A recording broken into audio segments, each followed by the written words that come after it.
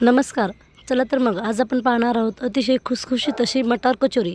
चला तर मग रेसिपीला सुरुवात करूया. सर्वप्रथम मी या ठिकाणी 2 वाटी मैदा चाळून घेतलेला आहे. मैदा हा मोजून घ्यायचा आहे. त्यामध्ये आता आपण या ठिकाणी थोडंसं मीठ टाकून घेणार आहोत. मी अर्धा चमचा मीठ टाकून घेतलेला आहे. अगदी चुटकीवर खाण्याचा सोडा टाकून घ्यायचा आहे आपल्याला. आणि आता त्याचबरोबर आपल्याला त्यामध्ये थोडंसं तेल टाकून घ्यायचं आहे. मी 2 पळी तेल त्यामध्ये टाकून घेतलेलं आहे आणि व्यवस्थित असं मिक्स करून घ्यायचं आहे. तेल पूर्णपणे पिठाला लागलं पाहिजे अशा पद्धतीने आपण मिक्स करून घेऊया. 1 चमचा ओवा मी त्यामध्ये टाकून घेतलेला आहे. थोडं थोडं पाणी घालून आता आपल्याला पीठ जे आहे ते छान असं मळून घ्यायचं आहे.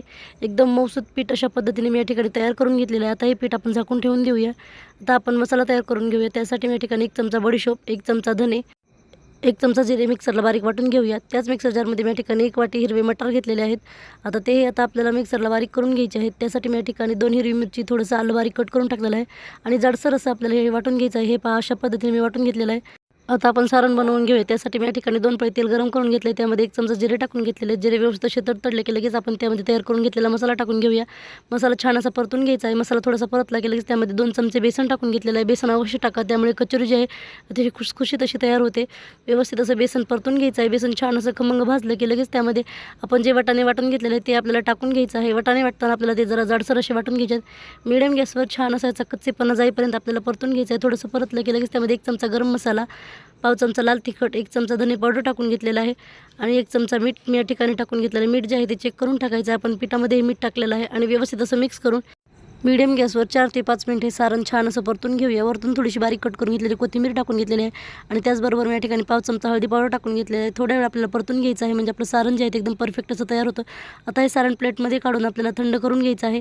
हे सारण थंड झालं की लगेच आपल्याला त्याचे असे छोटे छोटे बॉल तयार करून घ्यायचे आहेत आणि आता अशा पद्धतीने मी बॉल तयार करून घेतलेले आहेत. आता पीठही आपलं छान असं मुरलेलं आहे.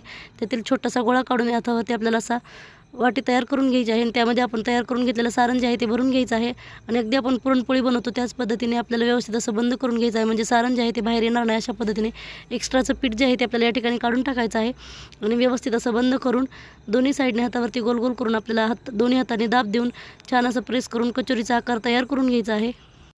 हे पहा अशाच पद्धतीने मी या ठिकाणी सर्व कचोऱ्या तयार करून घेतलेल्या आहेत.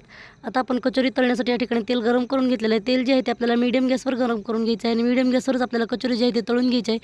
गॅसची फ्लेम जी आहे ती अजिबातच फास्ट करायची नाही. दोन्ही साईडने आलटून पलटून खरपूस सोनेरी रंग येईपर्यंत आपण ही कचोरी छान अशी तळून घेणार आहोत. मीडियम गॅसवर मटार कचोरी तळल्यामुळे अतिशय खुसखुशीत अशी कचोरी तयार होते. त्यामुळे मीडियम गॅसवरच आपल्याला ही कचोरी छान अशी तळून घ्यायची आहे. अशा पद्धतीने अतिशय खुसखुशीत अशा आपल्या मटार कचोरी या ठिकाणी तयार झालेल्या आहेत. अतिशय साधी सोपी पद्धतीची रेसिपी आहे, त्यामुळे तुम्ही एक वेळेस नक्की ट्राय करून पहा. ही रेसिपी तुम्हाला कशी वाटली कमेंटमध्ये नक्की सांगा. व्हिडिओ आवडल्यास लाईक, शेअर आणि सबस्क्राईब करायला विसरू नका. पूर्ण व्हिडिओ पाहिल्याबद्दल धन्यवाद.